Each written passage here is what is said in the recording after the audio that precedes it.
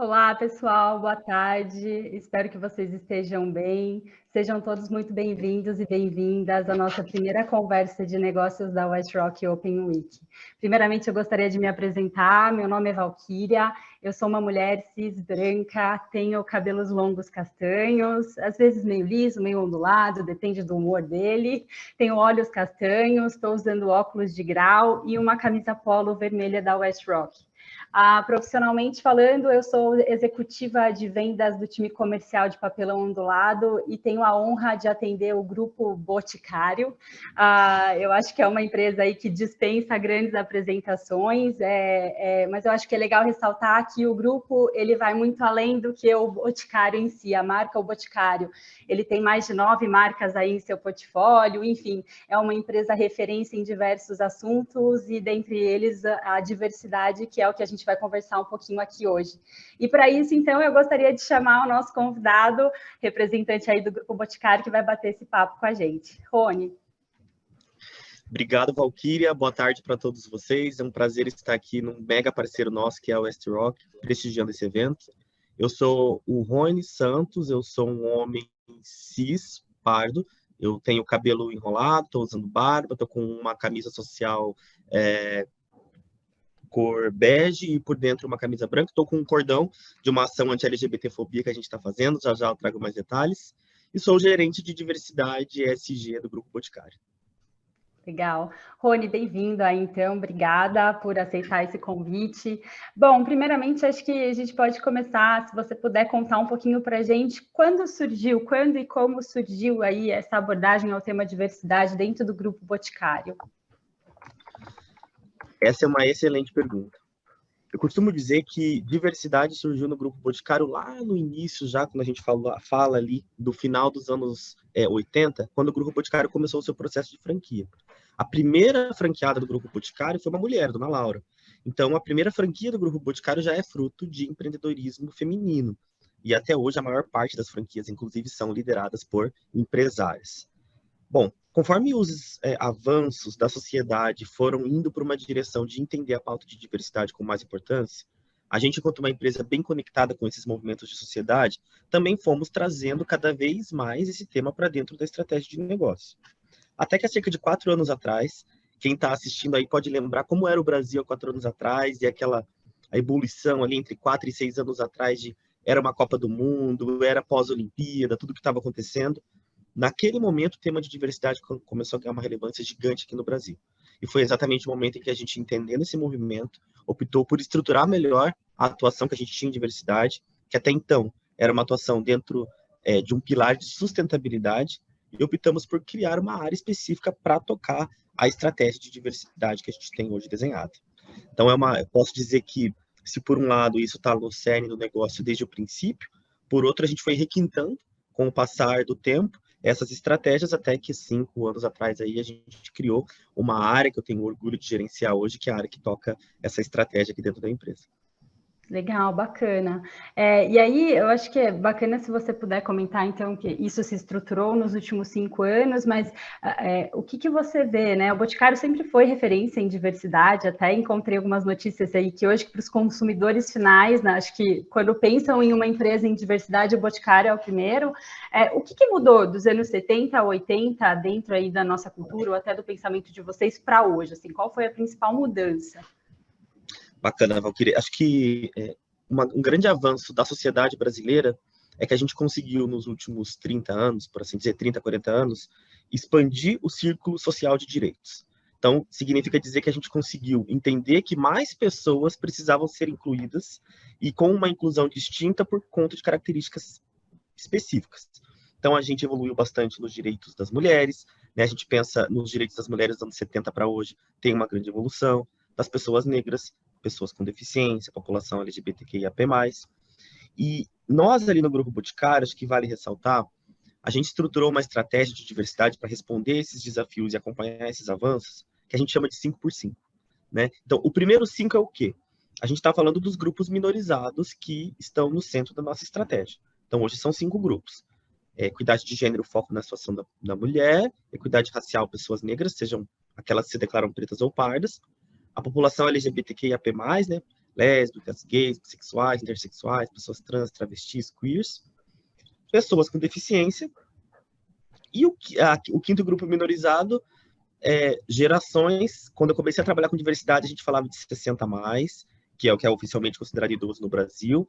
Há cerca de 3 anos atrás, isso foi para 50 a mais, e hoje já existe uma discussão a respeito do 45 mais, né?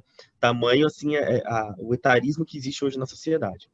E os outros 5, né? Falei que é uma estratégia de 5 por 5, são 5 grupos minorizados em 5 pilares estratégicos, que são pessoas. Quando a gente fala de pessoas, a gente tem 2 desafios. É um desafio quantitativo e um qualitativo. O desafio quantitativo é a palavrinha diversidade mesmo, trazer pessoas diversas para o nosso ecossistema. E a palavrinha inclusão é o desafio qualitativo, que essas pessoas, uma vez inseridas no ecossistema GB, encontrem um ambiente de segurança psicológica, elas possam desenvolver aqui suas carreiras, possam crescer, possam continuar trilhando aqui os seus pipelines. Também temos um pilar de produtos. Então, como que a gente co-cria produtos com as comunidades que a gente mantém de cocriação de grupos minorizados, para que o produto final seja um produto acessível e que atenda às necessidades dessas pessoas diversas. Outro pilar é comunicação. Então, como que a gente garante que a gente tem uma comunicação que naturaliza a diversidade, que não estereotipiza, e que garante a representatividade correta de grupos minorizados nas grandes campanhas e movimentos de marca que a gente tem. Um outro pilar é impacto social. Então, como que a gente mexe um pouco do ponteiro de diversidade com as nossas ONGs parceiras, sociedade civil, né, para fora dos muros do GB. E o pilar cadeia de valor, onde a gente olha para os nossas grandes parceiras revendedoras, boa parte delas pertencentes a grupos minorizados, olhamos para os nossos parceiros de negócios franqueados, então, atendimento inclusivo, garantir que a jornada deles também, com os colaboradores próprios, também esteja evoluindo, e fornecedores. Dentro de fornecedores, a gente tem grandes parceiros como a WestRock, então aqui a gente tenta contribuir caso a caso com essa jornada de diversidade e, por outro lado, investir em compras afirmativas, que são aquelas compras de uma empresa para empresas que são de posse de grupos minorizados. Então, de modo a estimular o empreendedorismo aí de grupos minorizados por meio dessas contratações de empresas de grupos minorizados também. Legal, legal. Rony, e em relação a funcionários especificamente, como foi essa construção, ou como está sendo, né? Acredito que é um tema aí que é uma jornada a longo prazo. Como que foi o começo disso internamente e como está sendo? Quais são as ações? Como é que vocês abordam isso com os funcionários? A ação dentro de funcionários, ela fica dentro desse pilar, que é o pilar de pessoas, né? Eu gostei muito dessa palavra que você usou, que eu repito muito, Valquíria, que é jornada. Né? Diversidade é uma jornada, então é aquela consciência de saber que a gente está cada dia evoluindo um pouco mais, olhar para trás e sim valorizar o que a gente evoluiu, mas sempre olhando para frente e entendendo que precisa evoluir mais, né? Bom, o passo número 1 foi a gente ter um sistema de dados robusto, porque, né, tudo que a gente faz em diversidade precisa de um bom trabalho de dados. Então, a gente tem hoje um dashboard de diversidade, somado a um censo de diversidade que a gente roda anualmente, e que traz para a gente um panorama muito correto e bastante nítido de como que a gente está em cada uma das vice-presidências e diretorias da empresa.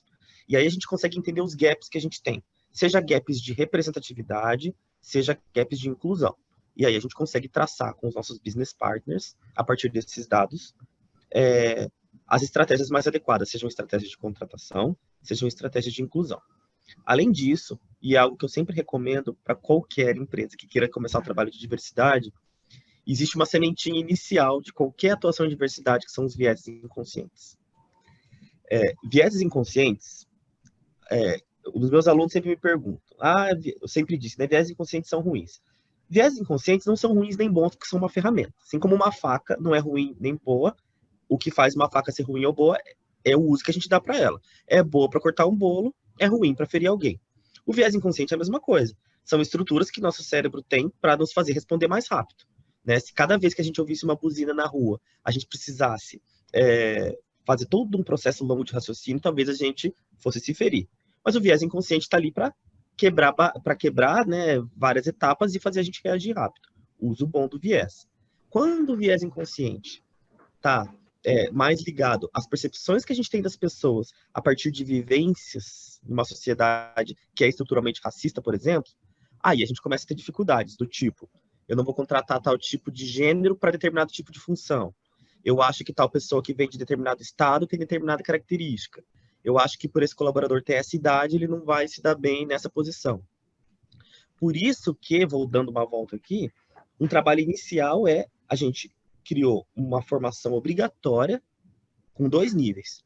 Uma formação obrigatória de vieses inconscientes para todo colaborador do Grupo Boticário que entra. E uma formação obrigatória em vieses inconscientes para todo colaborador que entra enquanto líder. E aí, no caso do colaborador líder, a gente evolui um pouco mais nesse curso para trazer um pouco de evitar vieses em processo de seleção, em processo de feedback, em processo de avaliação e tudo mais. Então, resumindo, trabalhe com dados para a gente saber onde a gente tem que atuar e formação em vieses inconscientes inicial. Bacana, bacana. Eu acho que isso é uma dica importante para as empresas que estão iniciando essa jornada, né? Bem rica.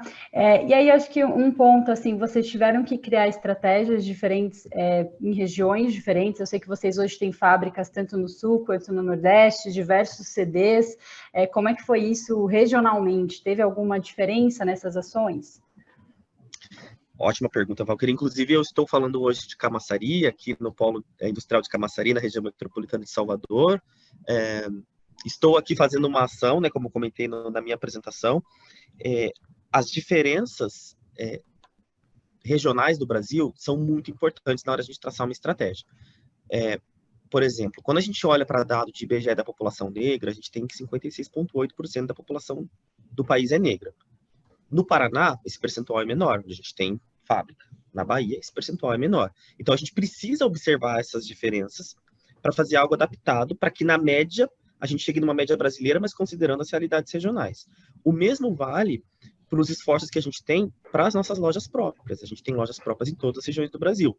Quando a gente fala de representatividade da força de venda, a gente também tem que considerar essas diferenças regionais de estados tão distintos quanto Santa Catarina e Pará, por exemplo.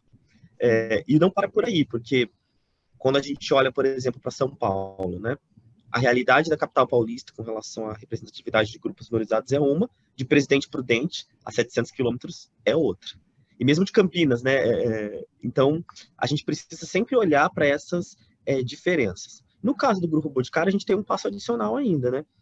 Somos uma multinacional, né? Estamos presentes em mais de 10 países. Então, existe um esforço de adaptar também isso para a realidade de outros países, né? Países como Colômbia, Portugal, que têm sociedades que se estruturaram de maneira distinta, portanto, grupos minorizados que devem ser priorizados distintos também. Legal, legal. E você sente que ainda existe, eu não sei, assim, muita resistência, não só por parte de funcionários, mas de outros stakeholders, assim, entendo que vocês agora busquem parceiros que realmente, de fato, estejam de acordo aí com o que vocês têm como conceito definido, enfim. Se vocês sentem ainda alguma resistência por parte de alguém. Olha, Valquíria, você sabe que um stakeholder para nós é prioritário, até porque nós somos consumer-centric, né? Então, nós somos muito centrados no consumidor, somos varejistas, é o consumidor. E o consumidor nos apoia muito. Cada vez que a gente faz campanhas voltadas para a diversidade com as nossas marcas, ou com o corporativo, ou quando a gente faz movimentos de marca que incluem fortemente diversidade, o apoio que a gente recebe dos nossos consumidores dá um indicativo que a gente está na rota correta. A gente também tem tido um apoio que eu não sei nem classificar e qual palavra eu usaria da nossa cadeia de fornecedores. Está aqui um excelente exemplo, que é esse evento que vocês estão fazendo e que vocês estão tratando o tema de diversidade. A gente tem no programa de avaliação de parceiros o bloco de ESG, né? Dentro de ESG, a gente faz as avaliações dos parceiros a respeito de diversidade. E a gente nunca teve nenhum tipo de resistência, nem dos nossos parceiros aqui, fornecedores, e também dos parceiros franqueados.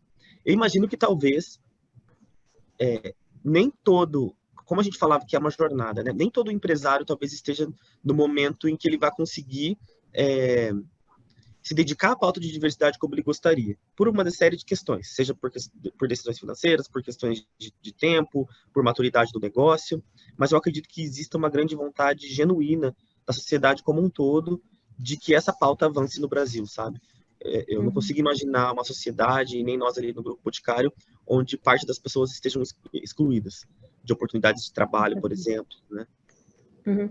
Acho que eu perguntei, ficou acho, marcado bastante na minha cabeça, até como consumidora, uma propaganda que vocês fizeram, acho que lá em 2017, 18, se não me engano, era um Dia dos Pais, e foi feito também uma propaganda com uma família que eu acho que era inteira negra, né? Ali a família inteira, e isso gerou ali uma repercussão ruim, né, para vocês, né? Eu acho, não sei se vocês esperavam isso, então, e vocês abordam isso. Eu acho que você comentou que vocês estão mais estruturados nos últimos 4, 5 anos, mas vocês abordam isso já nas propagandas, nas comunicações há um bom tempo, né? Que eu me lembro assim de ver isso. E como é que é também essa, eu não sei, essa jornada, assim, né? Porque vocês também têm que lidar com esse lado de.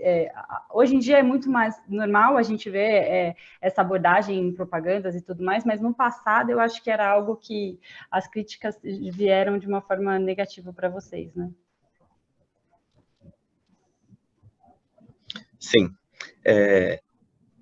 Inclusive, Valquíria, você citou o exemplo de 2018, a gente tem uma campanha mais icônica. Eu não sei se você e o pessoal que está acompanhando vai lembrar que em 2015 nós fizemos uma campanha de namorados, onde na época o Boticário foi alvo de um boicote muito grande, né? Aquela coisa do quem lacra no lucro e tudo mais.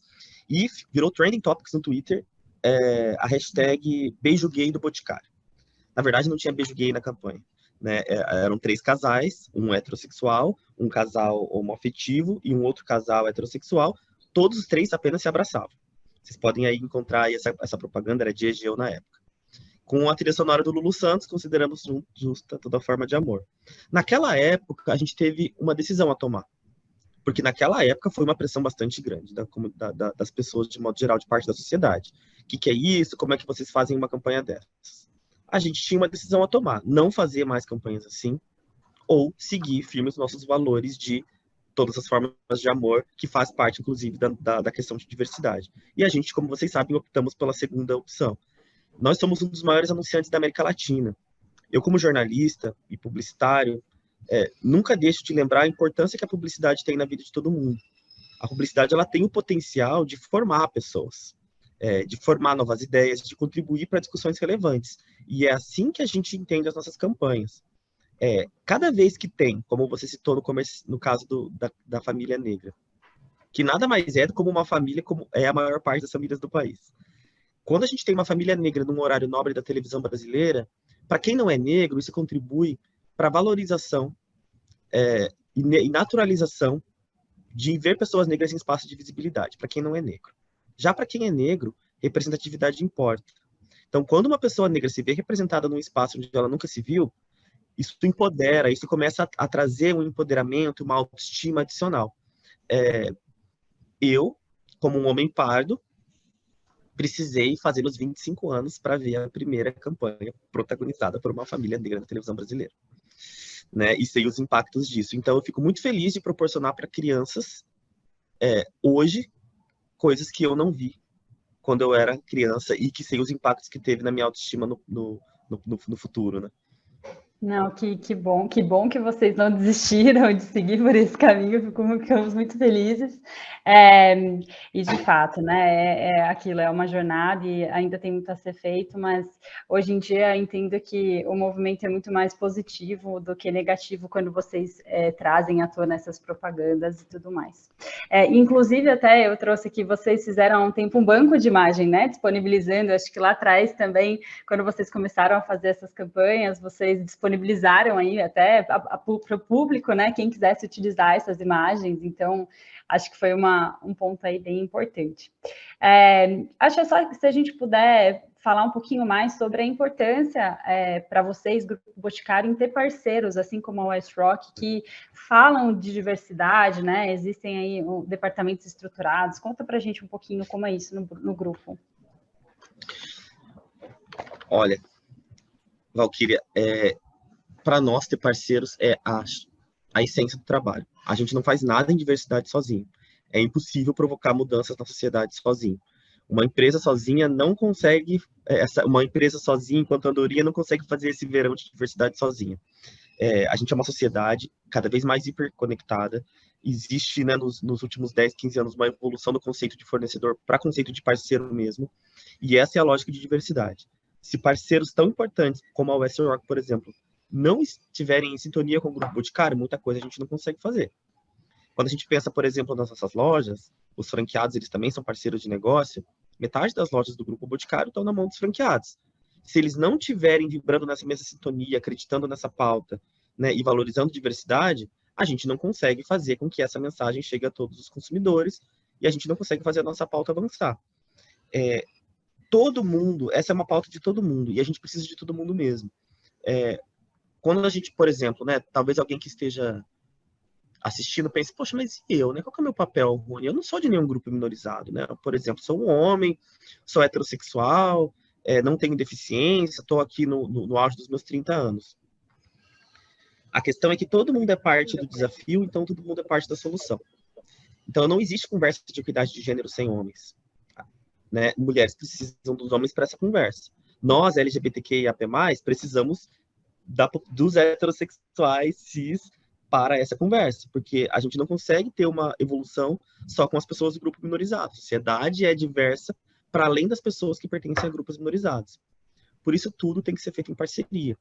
E quando eu digo parceria, não só parceria no nível de parceiros de negócio ou parceria no nível de aliados, que são as pessoas que não pertencem aos grupos minorizados.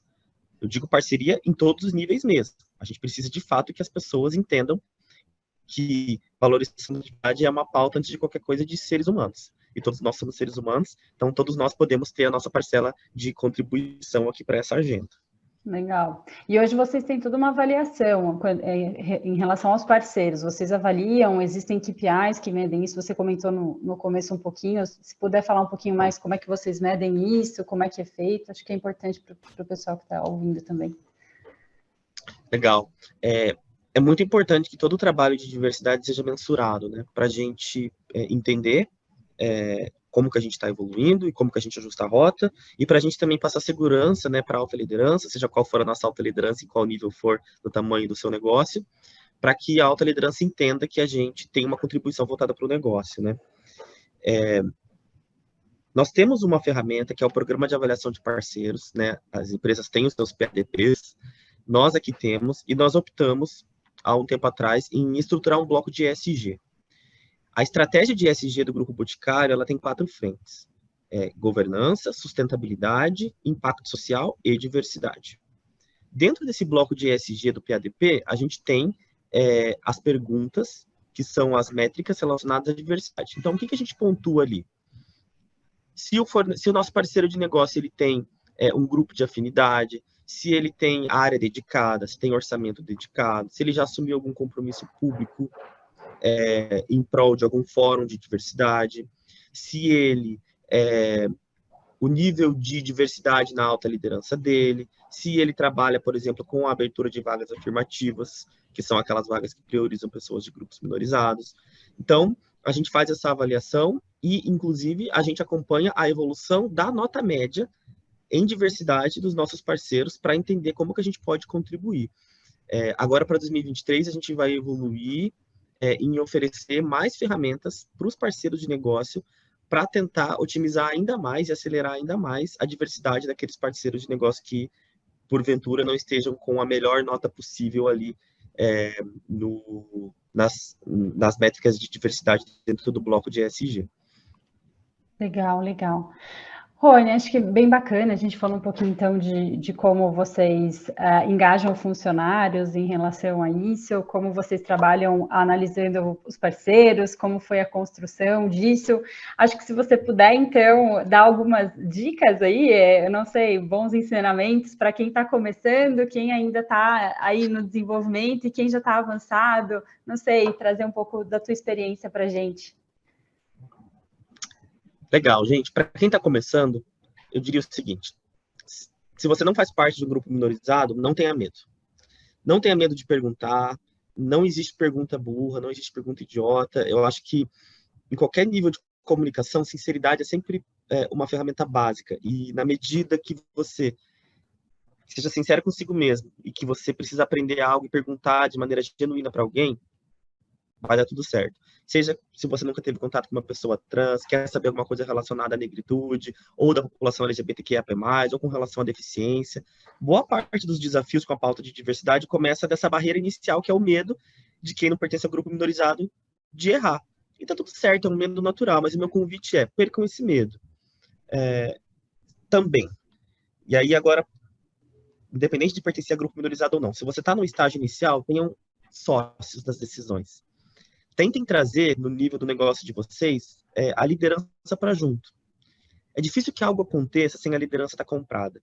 E para uma liderança estar comprada com a pauta de diversidade, ela tem que entender o valor disso. O valor disso para a sociedade, aí é mais fácil, mas também o valor para o negócio.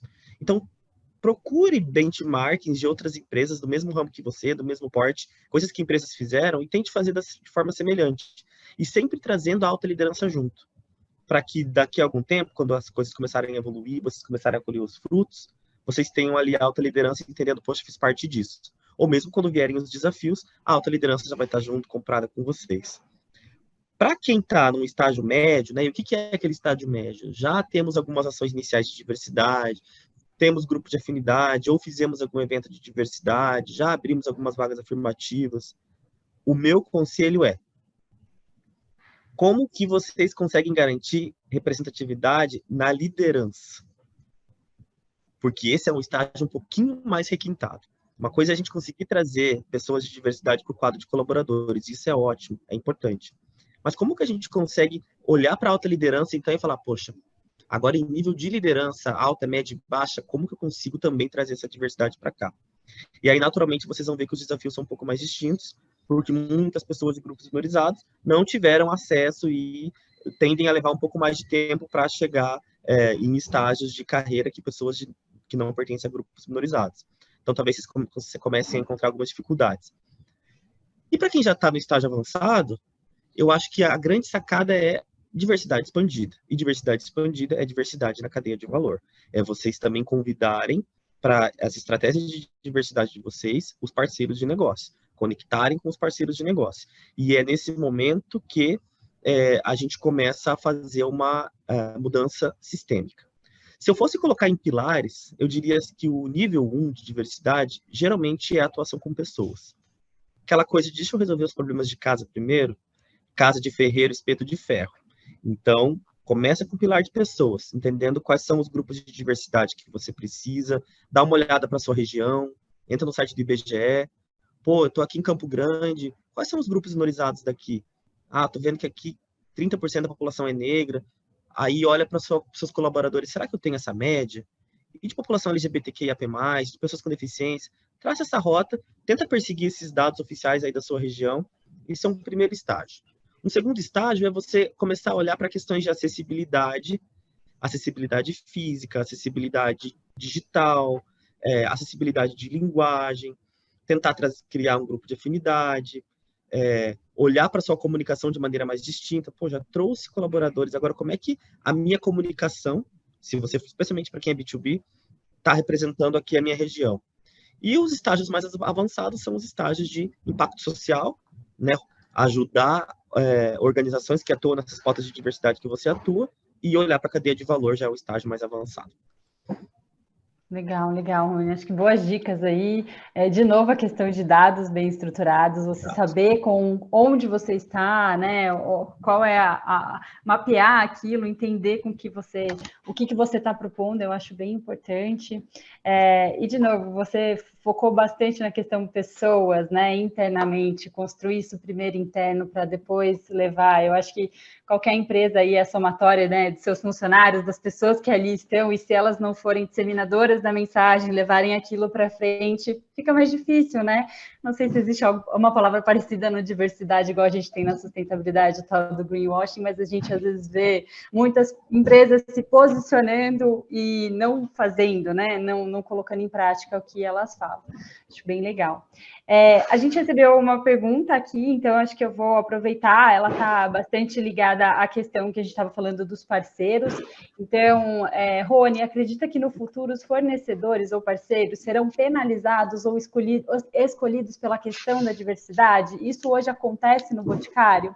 Acho que você falou um pouquinho, né, da forma como vocês mensuram, mas essa penalização, essa questão de não escolher primeiro por uma questão de valores e depois pelo produto em si, né, pelo serviço que ele oferece. Como é que é isso hoje? Como é que você acha que é a tendência disso para o futuro? Essa é uma excelente pergunta. Nós, no Grupo Boticário, os parceiros que estão conosco e que permanecem conosco são parceiros que são aderentes aos valores do Grupo Boticário. A gente não continua com parceiros de negócio que não são aderentes aos nossos valores. E aí é todo tipo de valor, desde as questões relacionadas à compliance, passando pelas questões relacionadas a como que a gente entende o papel social das empresas, até questões de sustentabilidade e também questões de diversidade. Eu acredito que, cada vez mais, essas relações entre empresas e seus parceiros, elas vão evoluir para as chamadas cláusulas expositivas. As cláusulas expositivas são aquelas cláusulas contratuais, onde já no contrato inicial de prestação de serviço, está lá dizendo que o parceiro se compromete a seguir determinadas práticas de ESG e compliance. Eu acredito que isso vai evoluir cada vez mais para isso, além das cláusulas punitivas, né? Em caso de questões graves relacionadas a ESG, casos de discriminação, escravidão na cadeia, questões relacionadas a não seguimento de legislação ambiental, então quebra contratual. Eu imagino que cada vez mais a sociedade vai evoluir para isso. E no fim das contas, se a gente imagina um cenário onde todos os parceiros, onde o ambiente de negócios entende e valoriza a diversidade, essas cláusulas, no fim das contas, o meu sonho é que elas fiquem cada vez... Primeiro, depois que elas chegarem, elas vão ter um caráter educativo e depois elas vão ficar cada vez mais inúteis, porque as empresas já vão estar muito aderentes com essas práticas, a ponto dessas cláusulas estarem ali só como referência a um passado que um dia elas foram necessárias, sabe? Eu acredito que a gente vai evoluir nesse sentido. Legal. Eu acho que até conectando um pouco com a mudança, a gente falou bastante de mudança cultural, essas novas gerações, elas olham às vezes muito mais, né, o que as empresas primeiro representam, né, os valores antes do que elas oferecem, então acho que isso também está muito em linha com o que vem por aí, né, as próximas gerações. Legal. Então a gente também tem mais uma pergunta aqui, eu vou ler para você. O Rony falou das empresas associadas, eu fiquei com uma curiosidade. Existe algum grupo de crise ou algum canal específico do Boticário para receber denúncias de preconceitos em lojas, seja por clientes ou funcionários? Imagino, dada a quantidade de lojas físicas, que é impossível ter 100% de associados engajados em diversidade. Sim. Existe um comitê de atendimento inclusivo, um comitê de casos de crise de diversidade. Esse comitê, quem toca aqui é o meu time. Então, como é que é a estrutura desse comitê? Nós temos um representante aqui do time de diversidade, um representante de jurídico, mais um representante de relações públicas corporativo, e tem uma cadeira volante, né? Essa cadeira ela é ocupada por alguém, por um consultor comercial, se isso aconteceu numa franquia, ou por uma pessoa do comercial do grupo, se aconteceu numa loja própria. E a gente também tem uma última cadeira que é de relações públicas das marcas, caso tenha tido exposição pública, né? A gente recebe os casos, acolhe os casos e os franqueados, se for um franqueado que tem um caso de discriminação na loja dele, ele perde pontos no IAF. O IAF é um instrumento de avaliação de franquias, seria o equivalente do PADP aqui para parceiros. Além disso, ele precisa fazer um plano de ação, pós-crise, né, para garantir que aquela situação não volte a acontecer. A gente trata, o comitê está estruturado e preparado para tratar diferentes tipos de discriminação em diferentes níveis, né, porque a pessoa fez uma pergunta relacionada a um consumidor entrar numa loja, né, e sofrer algum tipo de discriminação, mas pode acontecer o contrário. Pode acontecer que um consultor de loja, né, que é o vendedor, seja alvo de discriminação por parte do consumidor. Também pode acontecer que um consumidor tenha uma conduta discriminatória com outro consumidor dentro da nossa loja. Pode ser que dois colaboradores do franqueado, um com o outro, tenham condutas discriminatórias. Pode ser que um fornecedor do franqueado, fornecedor de segurança, por exemplo, tenha conduta discriminatória com o consumidor ou com o colaborador do franqueado. A gente atua em todos esses níveis e nas diferentes tipificações. Quais são as tipificações? Machismo, racismo e injúria racial. Racismo, quando é uma ofensa para a coletividade negra. Injúria racial, quando é uma ofensa voltada para o indivíduo. LGBTfobia, transfobia, gordofobia, classismo, preconceito de classe social, preconceito por origem geográfica, preconceito por religião. Então, a gente está preparado para atuar em todos esses casos. Infelizmente, acontecem casos, são casos reduzidos, mas o objetivo é que chegue a zero. Legal, bacana. Acho que isso é muito importante, né? Assim, um canal para que as pessoas de fato consigam, seja direto, indireto, enfim, né? Colocar isso, né? Esse desconforto ou que elas passaram. Ah, eu queria só um Pode complemento falar. aqui. Uhum. Qualquer um de vocês que estão nos assistindo, se acontecer alguma situação dessas, entre em contato com a central de relacionamento com o cliente. Esses temas são tratados com a máxima prioridade. Chega para o meu time com algumas horas, Legal, quando às importante. vezes dentro da mesma hora já chega aqui e a gente começa a fazer a tratativa. Legal, importante. Obrigada aí por compartilhar. E é aquilo, né? Às vezes uma coisa mínima acaba afetando muito, principalmente o consumidor, às vezes de não querer mais consumir daquela marca, né? Por um problema pontual. Então, legal, ainda bem que vocês têm esse canal aberto. Vamos lá, eu estou dando sequência aqui nas perguntas, tá, Rony? Se você quiser Bora. também comentar mais algum tema, a gente está recebendo bastante. Bom, o Boticário tem dificuldades hoje na contratação de diversidades? Na nossa empresa temos uma grande dificuldade de atração de pessoas com deficiência. Poucas pessoas se aplicam para as vagas. Olha, o Grupo Boticário tinha uma dificuldade para a contratação de grupos minorizados na área de tecnologia. E a gente criou um programa chamado Desenvolve. Vocês podem até dar uma olhada aí, Desenvolve GB, Desenvolve Tech no Google depois. O que é esse programa? É um programa de formação para pessoas de grupos minorizados em tecnologia, para que ao final essas pessoas estivessem preparadas para se candidatar às nossas vagas. Com relação a pessoas com deficiência, a gente tem algumas dificuldades localizadas em algumas regiões do Brasil também. Também por esse mesmo motivo de, às vezes, são poucos profissionais e esses poucos profissionais acabam tendo uma valorização alta no mercado de trabalho e aí acabam indo para outras empresas antes daqui. A minha dica é: conte sempre com assessorias especializadas se vocês conseguirem.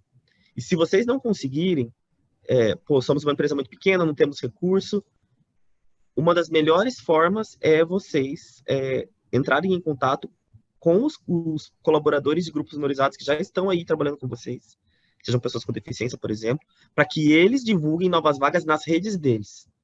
Porque as pessoas com deficiência, por exemplo, elas são muito conectadas entre si, e assim a gente conseguiu fechar muitas vagas do Grupo Boticário para pessoas com deficiência.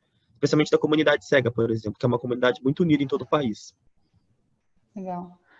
Você acha que ainda existe uma certa, não sei, um certo medo das pessoas com não sei, deficiência ou, enfim, de buscarem, assim, de se posicionarem, de procurarem, não sei, ou você acha que se elas sabem como, né, os canais hoje em dia, enfim. Valquíria, eu até, antes de te responder, né, eu comentei para vocês que a nossa estratégia é 5x5, né? A gente atua com 5 grupos minorizados direto, todos os projetos. Mas a gente criou uma ferramenta de engajamento, e na verdade uma ferramenta de gestão chamada Ano Temático, que é basicamente, no ano temático desse grupo minorizado, o programa de formação obrigatório da força de venda antidiscriminatório é desse tema, o foco das principais vagas afirmativas é esse grupo, as grandes campanhas de engajamento para a sociedade é desse grupo. Nesse ano, é a população LGBT. Ano que vem é a população com deficiência. Então, 2023 é o ano de capacitista no GB e a gente vai ter muitos movimentos relacionados a isso. Vocês, como parceiro, vão ter acesso a vários e vocês vão ver também da televisão e tudo mais. E respondendo a sua pergunta, sim, eu acho que existe um desconhecimento geral da sociedade brasileira a respeito das deficiências, né? Eu não sei onde vocês moram, né? Cada um de vocês que estão aí acompanhando a gente, mas eu queria compartilhar com vocês que, na média, 25% da sociedade brasileira tem deficiência. Então, se vocês, no caminho, eu queria que vocês lembrassem do caminho que vocês fizeram da casa de vocês até o trabalho, ou da última vez que vocês foram ao restaurante, no mercado. Se vocês não viram a cada 4 pessoas uma com deficiência, é porque já existe na cidade de vocês um distanciamento das pessoas com deficiência da vida social. E esse distanciamento das pessoas com deficiência da vida social, ele vai se ampliando em todas as esferas, inclusive na esfera do mercado de trabalho. Então, isso vai fazendo as pessoas com deficiência ficarem cada vez mais na delas. Poxa, eu não vou ser bem recebido. Eu não vou trabalhar em tal empresa porque eu sei que não vai ter acessibilidade. Ou muitas pessoas com deficiência reclamaram para mim em cursos, né? Que, poxa, eu entrei em tal empresa, mas ficava na carreira estagnado, era só cargo de entrada, ou entrei em tal empresa, não tinha acessibilidade mínima, ou eu não fazia nada. Então, eu acho que a gente precisa repensar a inclusão de fato de pessoas com deficiência, para que de fato a gente garanta que seja um ambiente de aprendizagem com oportunidade de crescimento adaptado, né? As pessoas com deficiência, elas precisam ter as ferramentas corretas para se trabalhar, para conseguir ter a plenitude do desenvolvimento das capacidades delas como nós sem deficiência. E um exercício final que eu sempre comento é uma curiosidade. O Brasil é hoje no mundo o país onde a cada ano mais pessoas adquirem deficiência. Que a gente tem que lembrar sempre que não é porque a gente não nasceu com uma deficiência que a gente não vai adquirir uma ao longo da vida, né? Inclusive, a gente é o país onde mais pessoas adquirem deficiências, à frente, inclusive, de países em conflito, em guerra, por dois grandes motivos. Um, trânsito, dois, acidentes com máquinas, né? Então, é sempre importante lembrar disso e ter em mente que o número de pessoas com deficiência no Brasil ele é uma progressão geométrica. A gente vai ter uma escalada disso daqui para frente. E a gente precisa, enquanto empresas, enquanto ambiente de negócio, saber responder a esses movimentos. Assim como o movimento de etarismo que eu comentava. A população brasileira está envelhecendo. Legal.